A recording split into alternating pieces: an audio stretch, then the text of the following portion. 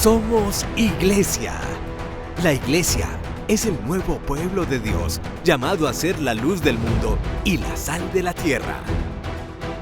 En los vibrantes y vertiginosos tiempos de cambio que vivimos, los bautizados somos los testigos de la vida nueva, de justicia, de unidad y de paz que Cristo nos propone, por la fuerza de la fe luminosa, la esperanza inquebrantable y la caridad ardiente. La Iglesia Católica, cuerpo vivo de Cristo, nos señala la única opción por la verdad y nos presenta el ideal existencial más alto, Jesucristo, modelo de verdadera humanidad y camino seguro de salvación y de vida eterna. Tú eres Pedro, y sobre esta piedra edificaré mi iglesia, y el poder del mal no triunfará sobre ella. Somos Iglesia.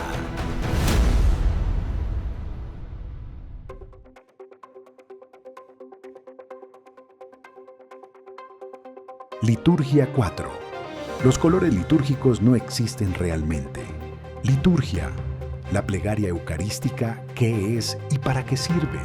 El Vaticano aclara cómo realizar bien el signo de la paz durante la misa. ¿Cómo escoger la música correcta para la misa? Un cordial saludo para todos ustedes. Bienvenidos a este programa que abre una ventana al mundo informativo de la Iglesia. Y hoy, como recientemente se celebró la fiesta del Corpus Christi, queremos presentarles un especial sobre la liturgia de la Santa Misa. Aquellas rutinas, aquellos gestos, en fin, el protocolo dentro de la misa. Así que esperamos les guste este especial y se queden con nosotros todo el programa. Padre Carlos, ¿cómo está usted? Miriam, muy contento de compartir este set contigo, dándoles un cariñoso saludo a todos los que nos siguen en las redes sociales, también en algunos canales de televisión católica, y orando mucho por Colombia para que este 21 de junio, cuando vamos a jugar ese segundo tiempo de las elecciones, elijamos con mucha conciencia un presidente que le dé futuro al país, que nos lleve por caminos de prosperidad, de desarrollo económico, un presidente que busque unir la nación, que creo que hay muchas heridas en discursos de odio, discursos de enfrentamientos de clases sociales y demás. Todos vivimos bajo el mismo cielo de la patria y estamos llamados, pasadas estas elecciones, a tratar de estar unidos, y pedimos también que los perdedores, porque en todo juego electoral hay ganadores y perdedores, que los perdedores sepan reconocer con altura y con grandeza política, sepan reconocer a los ganadores. Padre Carlos, sería muy bueno que todos nosotros nos concientizáramos de que si tenemos, digamos, hacemos una mala elección en este momento de votar por un presidente, mañana podríamos estar llorando porque si le abrimos la puerta al comunismo, se nos queda. Sí, lo compartíamos en otro momento. Hay dos candidatos, una propuesta de cambiar el modelo constitucional, el régimen constitucional, en una aventura política en la que se metieron países como Venezuela, como Nicaragua, en su momento Cuba hace 60 años, y vemos que son países dolorosamente empobrecidos, dolorosamente con las libertades restringidas, dolorosamente con el aparato productivo desmantelado, de manera que, claro, hay el temor de que esas aventuras políticas que obedecen a ideologías que ya están superadas de hace 50 a 60 años, las queremos reeditar en Colombia, cuando en el mundo ni siquiera ya se habla de eso, y cuando la experiencia ha mostrado, por más de discursos populistas que han fracasado estrepitosamente, las economías se han malogrado y la pobreza ha aumentado grandemente en estos países, Venezuela, Cuba, Nicaragua, para hablar del vecindario más cercano, y creo que sería un gran error repetir esta historia. Así es, Padre Carlos. Pero bueno, hablemos entonces de liturgia. ¿Por qué es importante este tema, Padre? A ver, la liturgia es el conjunto de actos o de ritos que configuran el culto público y oficial de la Iglesia. Es la manera en que celebramos el encuentro con el misterio con la trascendencia, con Dios. Esta liturgia terrenal nos acerca al cielo y es un puente entre nosotros peregrinantes en el mundo y lo que es la vida divina, la vida con el Padre de los cielos. Esta liturgia se ha ido configurando no con el paso de los años, sino con el paso de los siglos. Y hay liturgias de una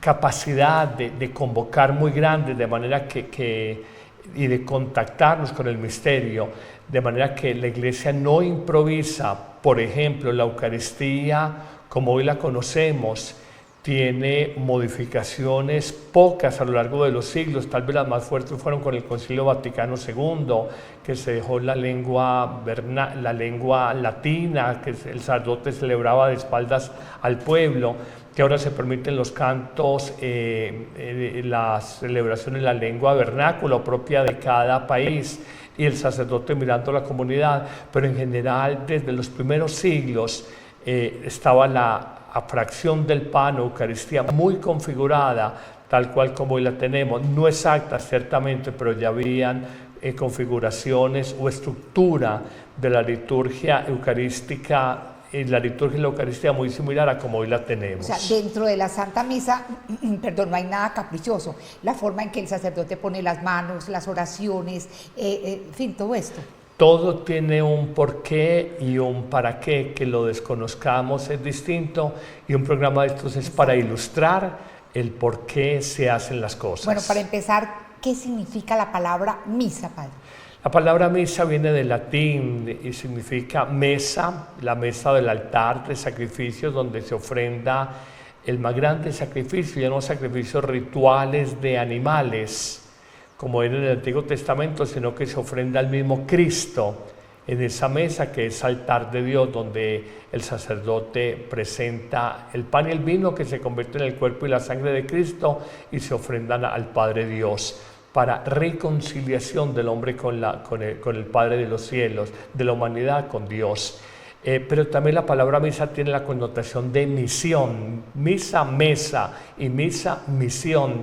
Y es que todos nosotros, desde que tenemos la Eucaristía, y cuando se dice la expresión latina antigua, ita misa es, la misa ha terminado, termina la misa allá en la parroquia, en el templo, en la capilla, en el oratorio, pero la misión de llevar a Cristo, que lo hemos comulgado, lo hemos comido sacramentalmente, es llevar el amor al mundo, llevar la justicia al mundo, llevar la fraternidad al mundo, llevar la paz al mundo. Entonces tiene esa doble connotación, la mesa del altar donde se sacrifica, se ofrenda a Cristo, y la misión que tenemos todos como creyentes. Uno muchas veces para referencia a la misa dice Eucaristía, pero tengo entendido que son dos cosas distintas, misa y Eucaristía. Completamente distinta. La palabra Eucaristía viene del griego eukaristeme, que significa acción de gracias, y es que toda la liturgia o liturgia o conjunto de actos, palabras, gestos, ritos que nos llevan al misterio, al contacto con el misterio de Dios, del amor de Dios, es fundamentalmente una acción de gracias por la vida, por la salud, por la familia, por los bienes, por los dones, por la fe, por la esperanza, porque en el fondo cuando uno tiene conciencia de su vida se da cuenta que nada es ganado por mérito, sino que todo es don, fruto de la gratuidad y la liberalidad de Dios, porque tú y yo hoy tenemos vida y personas anoche murieron, porque tú y yo podemos presentar este programa y tenemos la salud para hacerlo y otros no pueden hacerlo, porque tú y yo podemos ver y otros no pueden ver, porque tú y yo podemos caminar y otros no pueden caminar, porque tú y yo podemos respirar por nuestros medios, sino a través de, no sé, un oxigenador, gente oxígeno dependiente. Son tantos detalles en la vida donde uno dice, debemos de vivir diciéndole a Dios, gracias, gracias, gracias, gracias, porque todo, repito, cuando uno tiene conciencia de sus limitaciones, todo es bondad y gratuidad de Dios. Bueno, una de las cosas que uno nota fácilmente cuando llega al templo, a la Santa Misa, es que el sacerdote no todos los días lleva el mismo color en su sotana o en sus vestiduras. Por eso veamos qué significan los colores dentro de la liturgia de la misa. Seguro que cuando han ido a misa se han fijado en lo siguiente: el sacerdote no va siempre vestido del mismo color, depende del día o la época del año. Atentos a estas imágenes. Blanco para el tiempo de Pascua y Navidad o para celebrar los santos que no son mártires. Rojo para Pentecostés y aquí sí, para la memoria de un mártir. Verde para el tiempo ordinario, lo que viene a ser la gran mayoría del año. Morado para tiempos de espera, es decir, para Cuaresma y Adviento. Y hasta rosa, que solo se usa 2 veces al año, justo antes de Pascua y Navidad. Y aunque estos cambios de colores llaman hoy día la atención, no fue siempre así. Al principio, en los primeros siglos de la Iglesia, los sacerdotes y los obispos no vestían una vestidura particular para celebrar la Eucaristía. Era una vestidura normal de calle, quizá pues un poquito más cuidada, más nueva, etc. Poco a poco, con la época de Constantino, se les concedió el poder utilizar los mismos atributos que los magistrados civiles, porque los obispos tenían autoridad sobre los cristianos. Fue esta influencia civil la que dio lugar a los ornamentos que posee la Iglesia en la actualidad. Por ejemplo, la estola o el palio que el Papa entrega a los arzobispos el día de San Pedro y San Pablo. Sin embargo, el uso de estos colores tiene un aspecto más simbólico que litúrgico. Al principio no había colores litúrgicos. Los colores litúrgicos se normalizan en la Edad Media, más o menos. De hecho, si vamos al rito bizantino, no hay colores litúrgicos. Y prueba de ello lo están viendo. En las misas en las que participa algún obispo católico de origen bizantino, visten de un color totalmente distinto al que se utiliza en el rito romano. Esto significa que no es tanto el color, sino el significado que tiene o cómo este ayuda a adentrarse más en lo que se está celebrando. Por ejemplo, para los cristianos, el color del luto es el negro, pero para los judíos y musulmanes es el blanco. En definitiva, los colores de los ornamentos no dejan de ser una construcción social que se ha ido consolidando con el paso del tiempo, pero que ayuda al ser humano a encontrarse con Dios. Es una construcción social, entonces, como dice la nota. Por lo tanto, si en una parroquia pobre un sacerdote no tiene sotanas de diferentes colores, puede oficiar la misa sin problema, siempre con el mismo color. A ver, yo me aparto un poco de lo que dice la periodista de Ron Report. Ciertamente puede haber algo de construcción social, pero hay también una construcción de tipo religioso, de tipo espiritual, y hay alguna teología en todo esto. Yo quisiera como que, para que entendamos, porque este tema es muy apasionante y la gente va con mucha ignorancia a veces a una celebración eucarística. Todo lo que llamamos el año litúrgico, que en la vida ordinaria es el año calendario, se mueve en el año litúrgico para la Iglesia Católica y para nosotros los creyentes, se mueve alrededor de 2 fiestas de la vida. Son el núcleo de todo el año litúrgico. La fiesta a la vida terrenal, la Navidad, la fiesta a la vida en Dios, la resurrección, la Pascua. Entonces, una es la vida natural, otra la vida sobrenatural. Esa vida natural que se celebra en Navidad tiene un tiempo de preparación, el Adviento, hacia atrás, y tiene un tiempo de celebración, el tiempo de Navidad. Igualmente, la vida sobrenatural, la resurrección de Cristo, es vencer la muerte, tiene un tiempo de preparación, la Cuaresma, y un tiempo de celebración, la Pascua. En la Pascua, en Cuaresma está muy definido 40 días, en la cincuentena o 50 días de Pascua hasta Pentecostés. Y ambas fiestas son tan importantes para la Iglesia que tienen lo que se llama el eco, la resonancia de esa gran fiesta litúrgica. Los 8 días de Navidad, octava de Navidad, y los 8 días de Pascua, la octava de Pascua. Tanto el tiempo preparatorio de la Navidad, el Adviento, como el tiempo preparatorio a la resurrección, la Cuaresma, es de morado. El color morado es un tiempo que indica vigilancia, penitencia, ascetismo, preparación, el color morado. Y tanto el tiempo celebrativo de la Navidad, que se va hasta el bautismo del Señor, como la Pascua que se va hasta Pentecostés es de blanco, porque el blanco es la sumatoria de todos los colores y es la plenitud de la vida, la pureza de la vida nueva en Cristo, que se espera tanto en el que ha vivido la Navidad, Cristo que quiere nacer en nosotros, como el que ha vivido la Pascua, Cristo que nos lleva a resucitar en Él a una vida nueva. Estos son los dos grandes ciclos o dos momentos en el año litúrgico: Adviento, Navidad y Cuaresma, Pascua. El resto del tiempo se llama en general tiempo litúrgico corriente u ordinario y se significa con el color verde la naturaleza, que nos recuerda el devenir de la creación. Hay estaciones, pero en general estamos siempre acompañados por el color verde, que también indica esperanza. Entonces no es solamente un convencionalismo social, sino que tiene un trasfondo un poquito más espiritual. Y el color rojo para fiestas de mártires, para un Viernes Santo, para la fiesta del Espíritu Santo, para la fiesta de los apóstoles, porque mueren mártires, de manera que tienen una connotación muy especial el rojo. De hecho, los cardenales, el color de sus ornamentos indica el dar la vida por Cristo, el derramar la sangre, que es de color rojo, por Cristo. Entonces, vuelvo a repetir un poquito esa connotación espiritual y nos ayuda a vivir mejor el tiempo, los tiempos litúrgicos de la Iglesia. Y el rosado hay tanto en el tiempo de Cuaresma como en el tiempo del Adviento, el domingo Gaudete la alegría, el domingo la Tere, también del gozo, que es preparatorio y previo a la gran celebración de que Jesús nace para el mundo, la Navidad, como Jesús nace a la nueva vida venciendo la muerte, la Pascua de Resurrección. Y es muy interesante porque uno cuando ya conoce esto, por ejemplo, uno ve el sacerdote de rojo, inmediatamente, ¿qué mártir fue hoy? Inmediatamente, pues, o fiesta de apóstol. Sí, exactamente.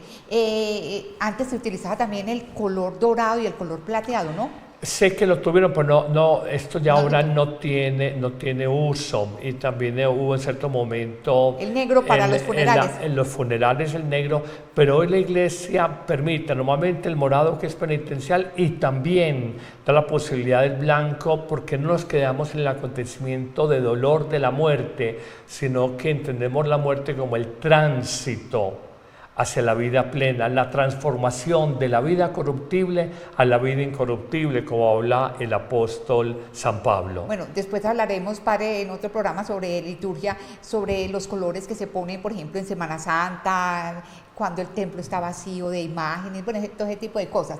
Pero hablemos, la iglesia, la Santa Misa está dividida en dos partes, ¿verdad? Son dos liturgias o dos conjuntos de ritos, de actos, de palabras, de gestos, de silencios, que nos conectan con el misterio, nos permiten celebrar ese encuentro transformador y renovador con Cristo. La primera parte, de manera muy genérica, se llama la liturgia de la palabra, y la segunda parte se llama la liturgia de la Eucaristía o liturgia eucarística.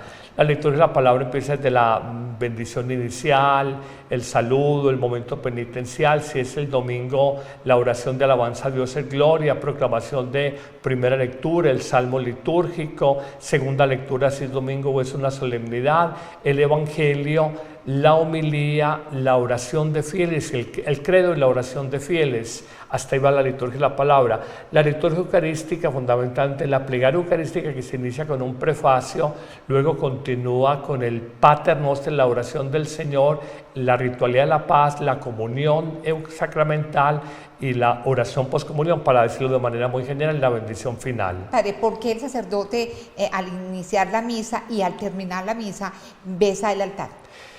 Es un gesto de veneración al sitio santo donde ofrecemos a Jesús, al Padre Dios, por nuestros pecados y para reconciliar nuestra humanidad caída por el pecado con el Padre amoroso, el Padre que nos ha prodigado todo lo bueno.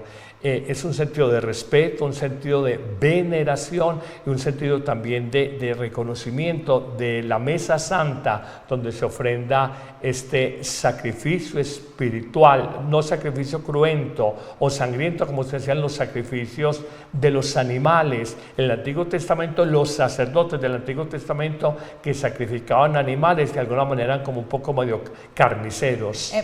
También en la primera parte de la misa, cuando se reza el yo yo confieso, Sí. nos damos 3 golpes en el pecho. ¿Qué significado tiene? Fundamentalmente reconocer nuestra condición de barro, nuestra condición de pecadores, y decirlo con humildad, y decirlo con arrepentimiento, y ubicamos esa identificación de la punción de la mano en el pecho porque es en el corazón y que hay dolor, hay contrición, hay arrepentimiento verdadero por nuestros pecados. No es simplemente una fórmula ritual exterior, sino una invitación a comprometernos con la vida. Me duele. De hecho, tú en el lenguaje cotidiano humano, cuando tú estás con alguien, mira, yo no tuve la culpa, mira el gesto espontáneo que uno hace, yo no tuve la culpa, y uno se lleva espontáneamente las manos aquí, mira, yo no quise causarte dolor, lo decimos, y en el fondo estoy hablando desde el corazón, aquí también desde el corazón me arrepiento, siento un espíritu contrito, adolorido, acongojado, por haber lastimado a quien solo es amor, con nosotros, que es Dios, que más que lastimarlo es el lastimarnos nosotros mismos, pero Dios en su amor no quiere ni que nos lastimemos nosotros, ni que lastimemos a otros. Padre, dentro de esa primera parte de la misa hay una serie de oraciones, está la oración colecta. ¿Un sacerdote podría saltarse alguno de estos pasos, decir no hacer la oración de los fieles o algo así? El Papa León recientemente, hace pocas semanas, ha hablado de que respetemos la liturgia de la Iglesia, ese culto oficial público de la Iglesia Católica con la que celebramos el encuentro con Cristo, agradecemos la vida, nos conectamos con el misterio, y dice, no nos demos a la espontaneidad, que todo tiene una razón de ser y a veces la desconocemos. Lo puede hacer, pero no lo debe de hacer. Bueno, entrando ya a la segunda parte de la Eucaristía, de la misa, nos encontramos con la oración eucarística. La plegaria. La plegaria eucarística, perdón. Entonces veamos qué es y para qué sirve. La última novedad litúrgica aprobada por León XIV fue un nuevo formulario sobre la creación. Fue él mismo quien lo estrenó en los Jardines Pontificios de Castel Gandolfo. La Iglesia vive de la liturgia y aunque es una palabra bastante utilizada, su significado puede pasar inadvertido.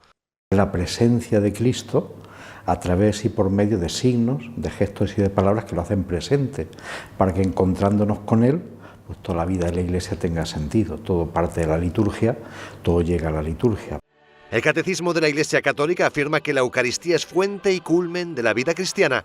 Muchas son las partes que conforman esta celebración. La más importante, la plegaria eucarística. Es una oración de acción de gracia, pero también de consagración, donde el Espíritu Santo transforma el pan y el vino en el cuerpo y la sangre de Cristo. Por tanto, estaríamos en el centro mismo de la celebración y sería, por tanto, la plegaria culminante de la celebración. Durante siglos la plegaria que se usaba era la primera, el llamado Canon Romano. En el Concilio Vaticano II se aprobaron 3 más. El texto de una de ellas tiene más de 1000 años de antigüedad.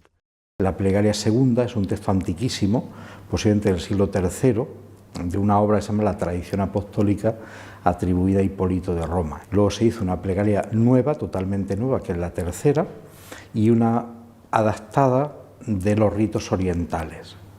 Sin embargo, existen otras plegarias específicas que solo se pueden utilizar en función de cuál sea la intención de la misa. Son las llamadas por diversas necesidades. La liturgia no es cerrada y, de hecho, con el tiempo se podrían incluir otras plegarias eucarísticas que deben ser aprobadas por el Papa.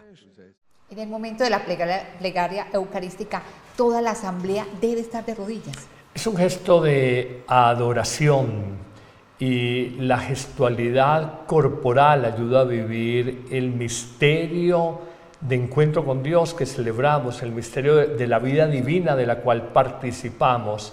Hay personas por delicadeza que en el momento penitencial se arrodillan, pero por excelencia, el momento de genuflexión, de estar de rodillas, es durante la plegaria eucarística, justamente después de que finalice el prefacio, cuando decimos Santo, Santo, Santo, y entramos al culmen mismo del corazón de la Eucaristía, cuando el sacerdote consagra el pan y el vino, que el común de las personas llama la elevación del pan y el vino eucarísticos. ¿Qué es la epíclesis? Epíclesis es la invocación del Espíritu Santo, una oración donde pedimos al Padre Dios que envíe el Espíritu Santo sobre esas especies eucarísticas para que, si bien desde el accidente, como decíamos en otro programa, parece que sigue siendo pan y sabe a pan ontológicamente, es el cuerpo de Cristo, y aunque desde el accidente, desde el punto de vista filosófico, la forma, el color, la textura, el sabor, sigue siendo vino, ontológicamente es la sangre, la vida de Cristo. ¿Por qué ustedes echan en el cáliz, ustedes los sacerdotes, echan en el cáliz un poquito de agua junto con el vino? Mucha gente lo pregunta, y es que en la llamada unión hipostática, en la doctrina más tradicional de la Iglesia, se habla de la profunda comunión de la vida humana y la vida divina en la persona de Jesús, la unión hipostática. Son categorías muy escolásticas que siguen teniendo validez, simplemente no se dicen tanto, pero existen tal cual. El vino es la divinidad de Cristo, el agua es la humanidad de Cristo. Y nos recuerda que la divinidad es la sobreabundancia, por eso la gotica de agua. Alguna persona me decía con humor: padre, ¿usted es que le gusta el vinito, que echa apenas un pintadito de agua y el resto es vino? No es eso. El sentido es que frente a lo pequeño de la humanidad está la sobreabundancia de la divinidad, y en esa unión hipostática de lo divino y lo humano, la sangre y el vino, aquí lo importante es la sobreabundancia de la divinidad de Cristo en la sangre y la pequeñez de la humanidad del hombre en el agua. También hay alguna consideración histórica que se decía que el vino en los primeros siglos, sobre todo en esta tierra mediterránea, Israel está muy ahí en el mar Mediterráneo, el vino era muy denso, entonces le echaban un poco de agua para bajarle la intensidad al vino como tal. Pero más allá de eso, fundamentalmente esta es la explicación de orden teológico, litúrgico. Además que nos recuerda también el agua, sangre de Cristo, la sangre y agua del costado de Cristo. Es todo muy bonito y tiene un significado especial, y no es simplemente un capricho de la Iglesia, sino que tiene un sentido profundo que a veces no conocemos. Bueno, nosotros estamos arrodillados ahí en ese momento en que se está ocurriendo la transustanciación, si esto es el momento cumbre dentro de la Santa Misa, y suena una campanilla. ¿Qué significa eso?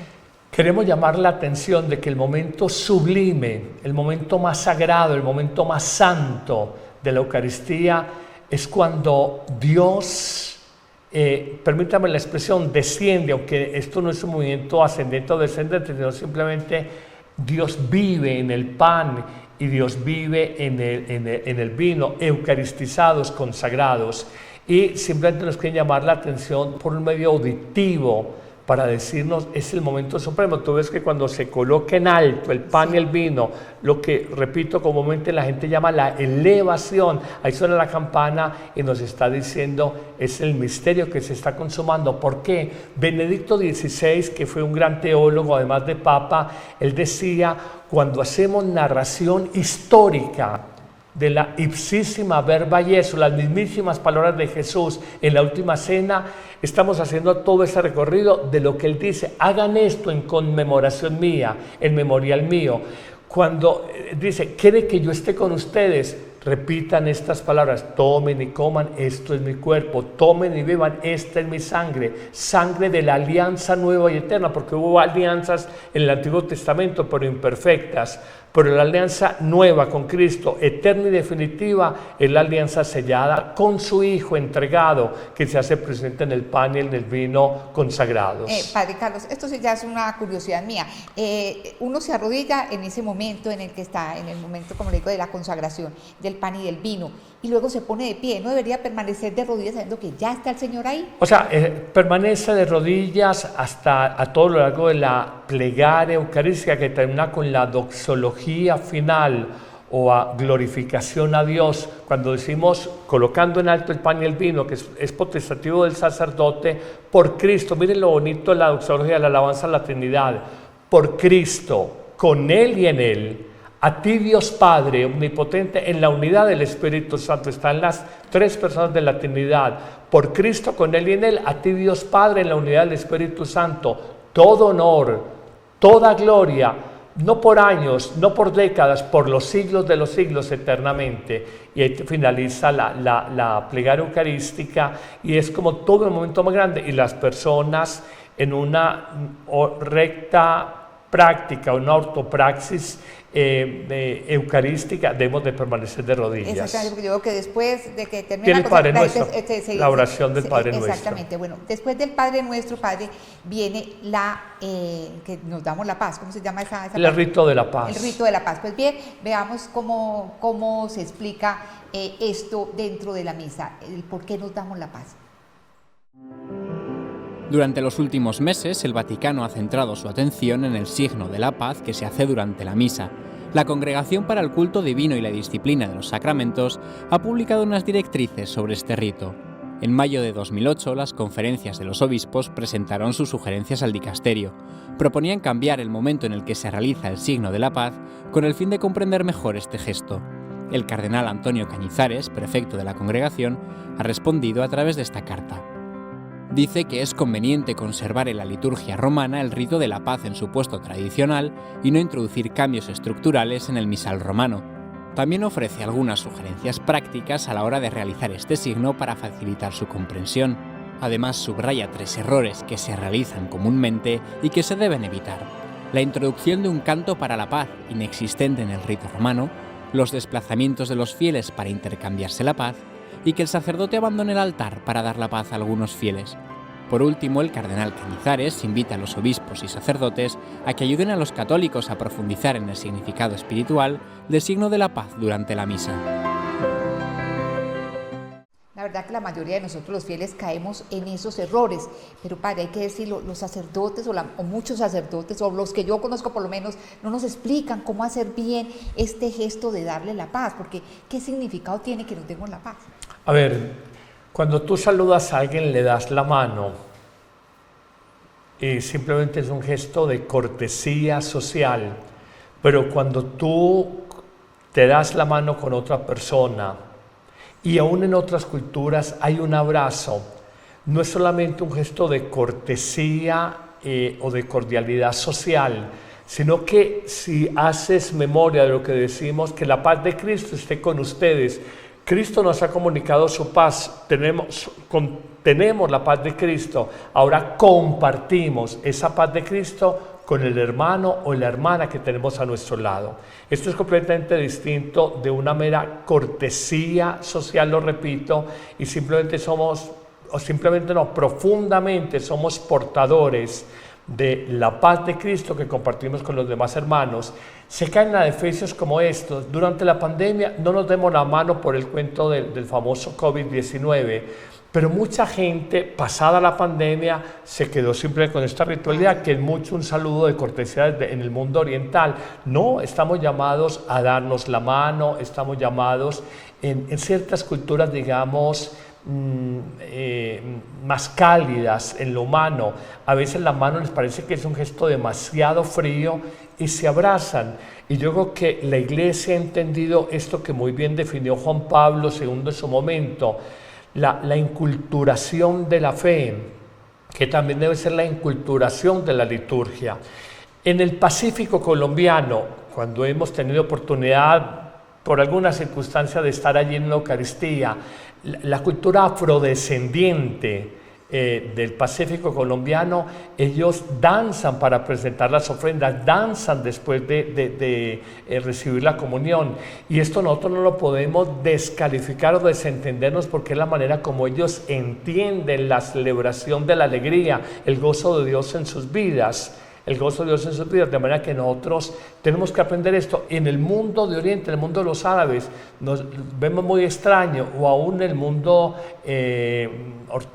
ortodoxo, un beso doble, más que un acercar las mejillas al lado y lado. Es entender como las tradiciones antropológicas y culturales que hay que saberlas leer e insertar en la liturgia en cada nación para que el acto celebrativo tenga sentido y tenga, digamos, más fuerza celebrativa. Es el amor de Dios que estamos viviendo en la Eucaristía. Sí, es que es una forma de reconocernos, que no estamos solos, que la Iglesia es una comunidad, que el que está al lado es tanto pues que somos todos iguales para los ojos de Dios, ¿no? A ver, ¿qué es en la misa? No vas a una reunión empresarial donde va a hablar el gerente o unas nuevas directrices sobre políticas institucionales. No es una asociación política, no es una reunión para escuchar a un académico en el alma mater o en el aula máxima de una universidad, de un claustro universitario, no. Cuando nos reunimos en la asamblea celebrativa, somos uno con Cristo. Tenemos la misma fe, la misma esperanza, la misma caridad de Cristo que estamos compartiendo. Y eso hace que seamos el cuerpo vivo, el pueblo de Dios, la asamblea celebrante, el amor de Dios y la experiencia salvadora, liberadora, sanadora. De manera que cuando tienes a alguien al lado, cuando yo veo gente así, muy tiesa, muy psicorrígida, no mira a nadie, no le da la paz a nadie, no ha entendido, no ha comprendido qué es la asamblea celebrativa, la reunión de los creyentes que celebra en amor el amor de Dios, que celebra en caridad la caridad salvadora de Dios con nosotros. De manera que esto es muy importante y hay que crear ese ambiente y a veces hacer catequesis, porque cada mundo dice, yo vengo a lo mío, y la fe no es personalista, no es individual. Dios llamó a un pueblo a la salvación de Israel y llama al nuevo pueblo de Dios que somos nosotros, la iglesia. El nuevo Israel nos llama a todos como comunidad. No nos salvamos individualmente, nos salvamos en comunidad, y esto es demasiado importante. Es mi hermano, mi hermana, si tenga otro apellido, otro color de piel, otra estratificación socioeconómica, somos hermanos en el hermano mayor que es Cristo. Así es, Padre Carlos. A mí me ha tocado Eucaristías y no pocas en que las personas ni me miran.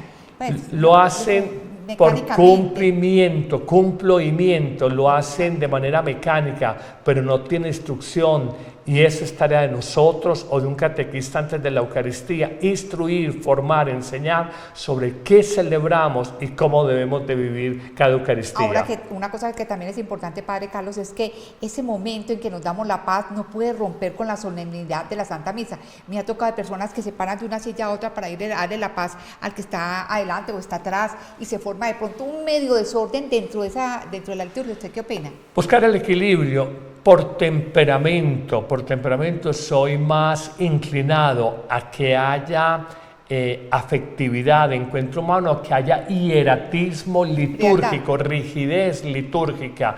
Yo veo en una misa en los Estados Unidos, la gente, sí, es así, pero es la cultura de ellos, pero nuestra cultura no es sajona, nuestra cultura es latina, nuestra cultura es del contacto humano, y lo que se trata, la esencia de la liturgia, más allá de caer en lo que llaman algunos el rubricismo, cumplo la ley, pero violo el espíritu de la ley litúrgica, es llevar a vivir el misterio, el encuentro con Dios en el encuentro con el hermano. Bueno, hablando de la liturgia, es muy importante hablar de la música.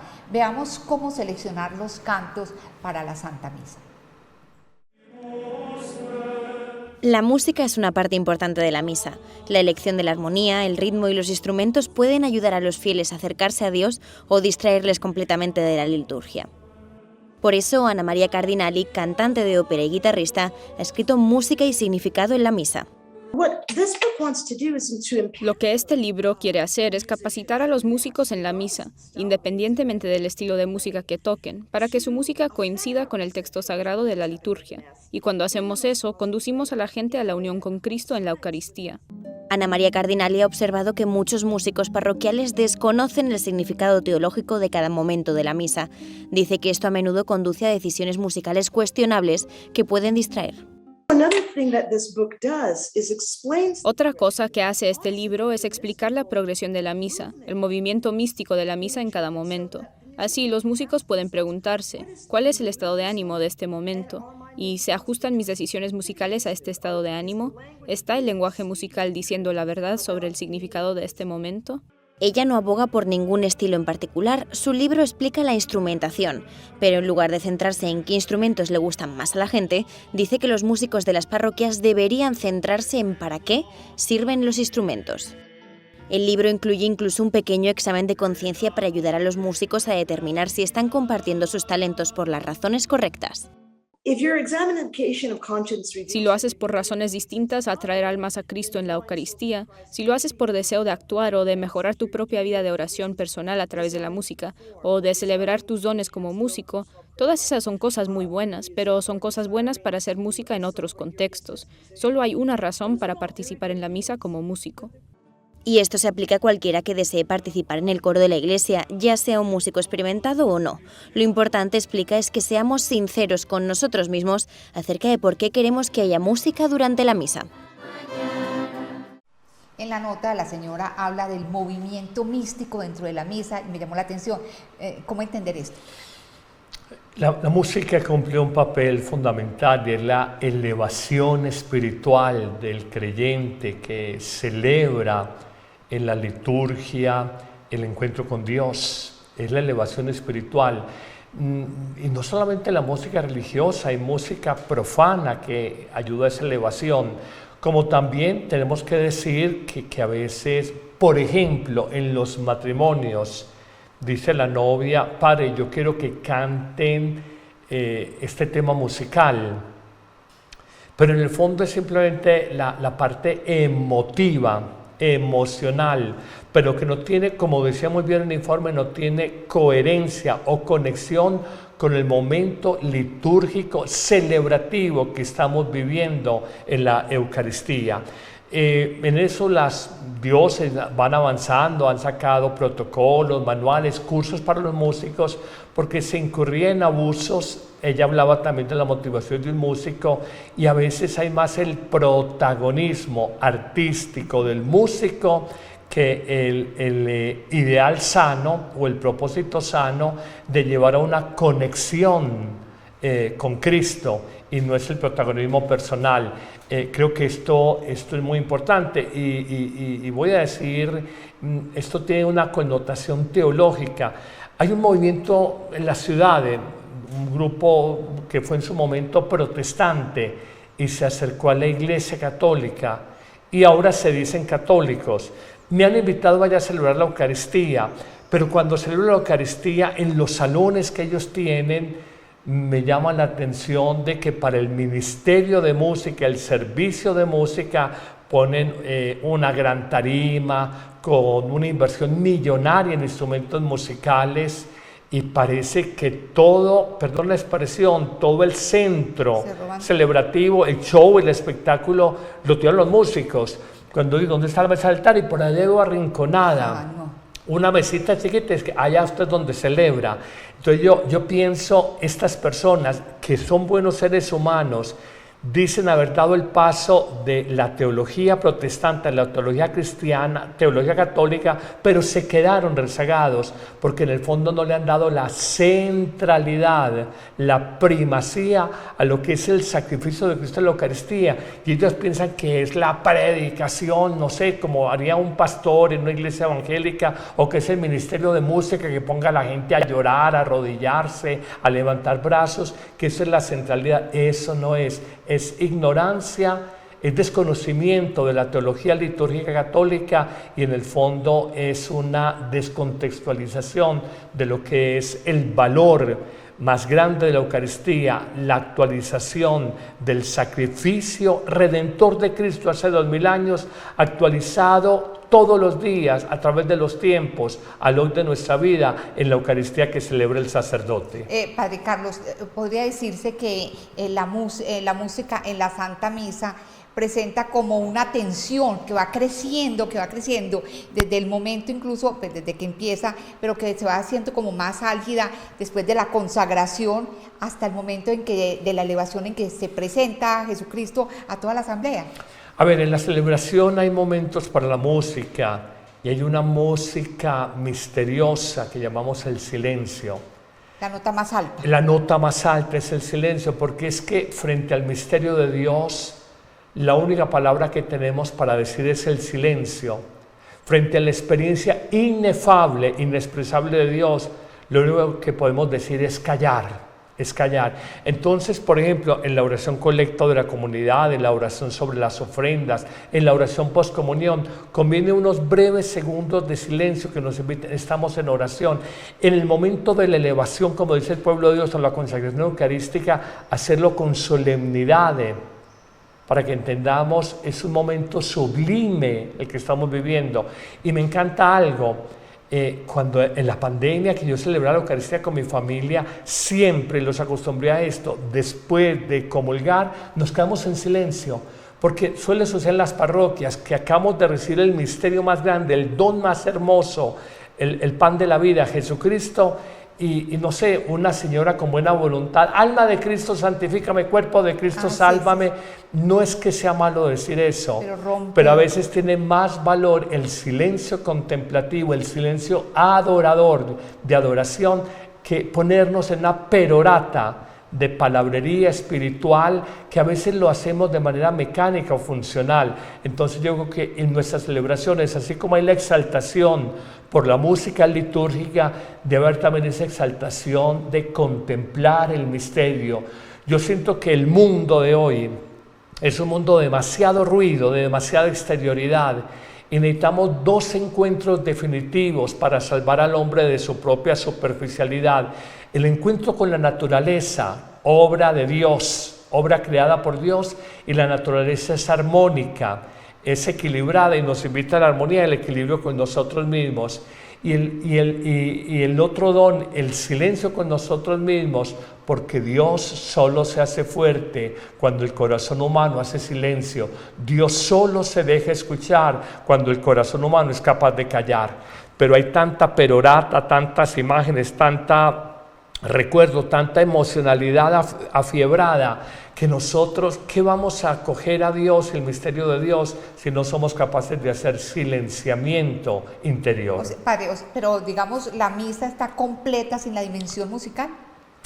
No, la música es definitiva, y más con la reforma litúrgica del Concilio Vaticano II. La música antes era más rígida, más fría, más distante, ahora es mucho más cercana, más en una comunicación más horizontal con el pueblo de Dios, de cara a ellos, y la música hace parte constitutiva. A mí en lo personal, un buen acompañamiento musical, litúrgico, eleva mi espíritu como celebrante, y también descubro cuando, perdóname la expresión, me acuerdo aquí el celular, cuando el músico está cantando, me descompone.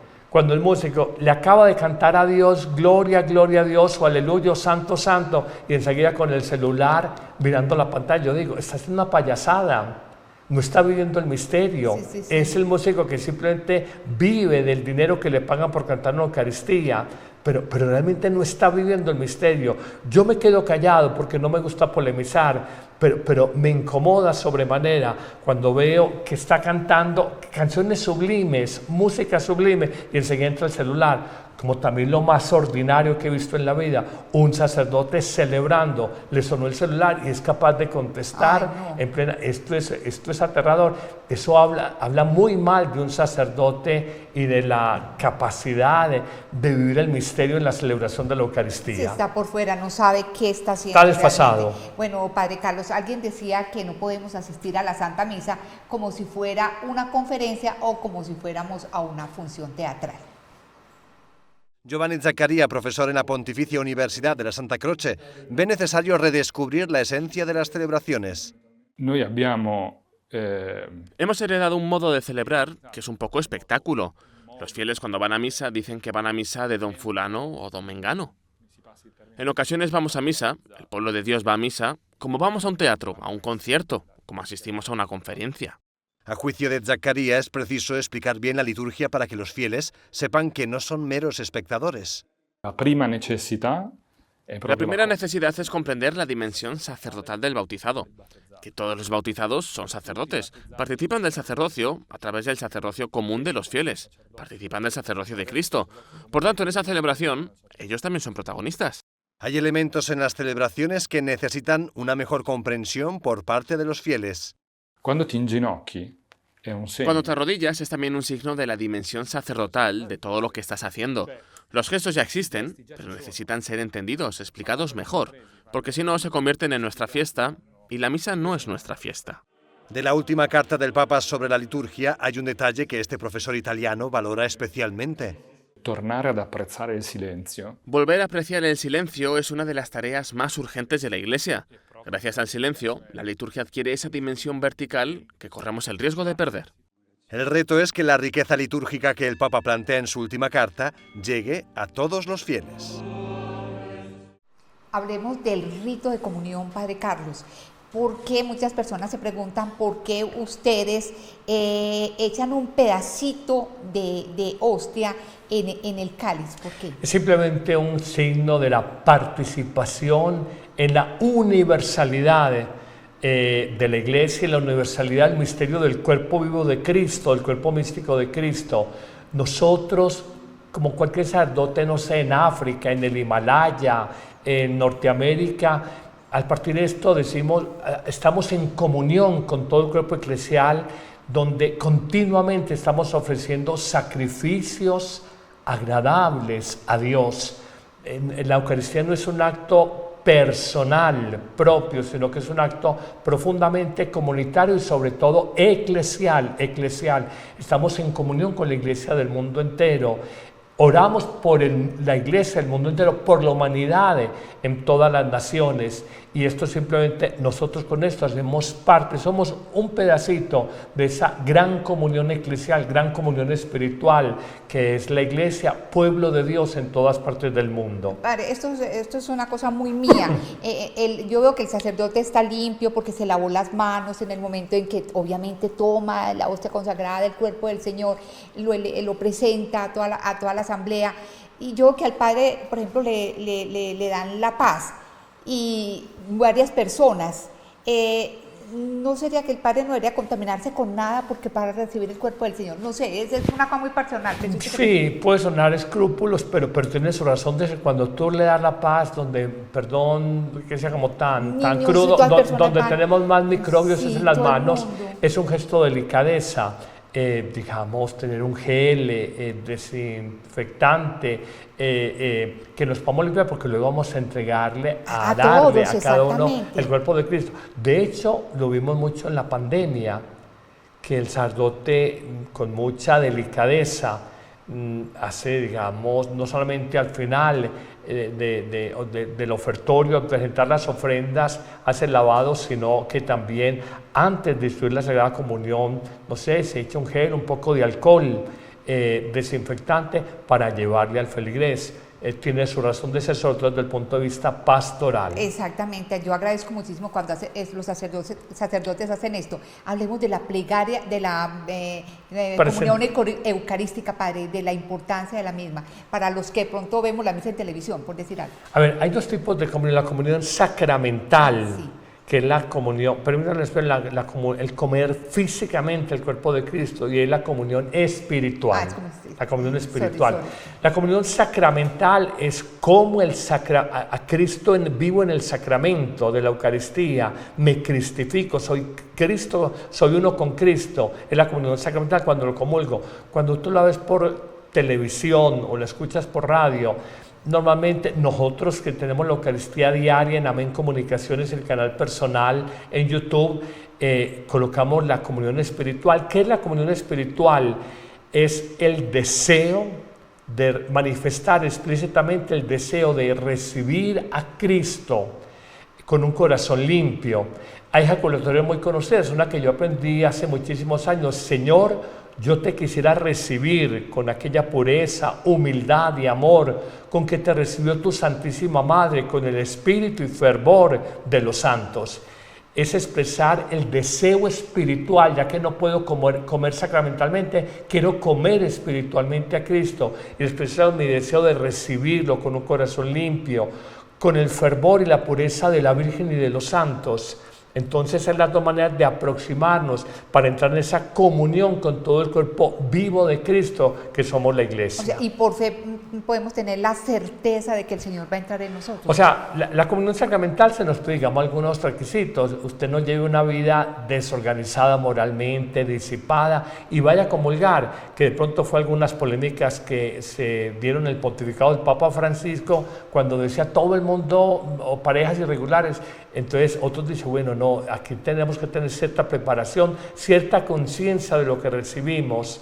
Entonces en esto hay que buscar un punto de equilibrio y sabio, y no es de pura, perdónme la expresión muy coloquial, de pura bacanería, un colombianismo, de pura bacanería, yo voy y paso a comulgar, y es que yo no tengo que confesarme y yo estoy perfecto, no. Cuando la conciencia nos dice no debo de comulgar, simplemente hace una comunión espiritual. Señor, no te puedo recibir por una condición moral particular, pero te quisiera recibir con esa pureza, humildad y amor con que te recibió la Virgen siempre, y con el fervor de los santos. Eso es una comunión espiritual. Que, por ejemplo, que queda perfecta para los divorciados, para las personas que no pueden recibir la comunión sacramental, ¿cierto? No entremos a juzgar, porque he visto mucha gente que es, entre comillas, piadosa, pero está llena de orgullos, no se habla con otras personas, tiene rencores y comulga sacramentalmente y señala que está en unión libre y está comiendo. Y uno dice, no juzgues a otro, mira primero la viga en el ojo propio antes que mirar la paja en el ojo ajeno. Yo soy muy delicado a la hora de juzgar a nadie, porque todos tenemos fallas. Que la conciencia, que la voz de Dios en el corazón humano, la conciencia, la voz de Dios en el corazón humano nos diga, hombre, yo no debo comulgar, y sobre todo no me toca a mí juzgar. Que es que yo soy el bueno porque yo me confieso, así no me hable con esta persona, así sea una persona ventajosa, así sea una persona con rencores o que hable mal de los otros. Solo Dios conoce el corazón humano. Sí, padre, por cierto que es darse un tiro en el pie, como se dice popularmente, la persona que va a comulgar y no está, pues que recibe sacramentalmente la El texto dice que quien come y bebe mi sangre indignamente come y bebe su propia condenación. Exactamente, su propia, pensando que va a hacer algo, está haciendo todo lo contrario. Bueno, padre Carlos, finalmente en muchas Eucaristías, muchos sacerdotes terminan la Eucaristía con una oración a la Santísima Virgen María y también de pronto a un santo o algo así. ¿Esto es litúrgico o lo que se puede saltar? A ver, la praxis pastoral invitaba o llevaba a que los grandes predicadores y las grandes homilías siempre tendrán con una referencia a la Virgen Santísima, porque no solamente es la Madre de Cristo, sino la primera discípula. Y al final, por un gesto bien de devoción y bien, porque en un acto de gratitud tenemos que darle gracias a Dios porque nos vino la salvación del mundo por el sí de María a Dios a través del arcángel San Gabriel, y porque ella es la primera discípula y la gran discípula, la llena del Espíritu Santo, la llena de gracia. Me parece que mandado por la liturgia, un gesto de cariño, de delicadeza, de consideración, bien con el canto final que normalmente es consagrar a la Virgen, bien por una oración corta dirigida a la Santísima Virgen María. Bueno, padre, quedan muchísimas cosas de pronto por explicar, pero bueno, ya habrá otro momento para hablar de la liturgia, hablar de todos estos momentos especiales, de todas estas palabras, de todos estos ritos, en fin, tantas cosas que nosotros hemos participado de pronto, pero no conocemos el significado. Muchísimas gracias por su participación en el programa, su asesoría permanente, y a todos ustedes por estar con nosotros, por acompañarnos, por difundir este espacio. También gracias a Men Comunicaciones, a Ron Reports y a Adrián Maduro en el máster. Que estén muy bien. Bien, y que todos participemos muy fructuosamente en la Eucaristía con mucha conciencia de lo que celebramos. Dios los bendiga y votemos bien este 21 de junio. ¿Listo para un cambio? La app Amén Comunicaciones te abre las puertas a un mundo de fe y reflexión. Con un solo clic podrás acceder a misas, oraciones y contenido que nutre tu alma. Esta app es ligera y fácil de descargar en Android y Apple. El Padre Carlos Yepes te invita a unirte a esta comunidad de fe y esperanza. No dejes pasar la oportunidad de crecer espiritualmente cada día.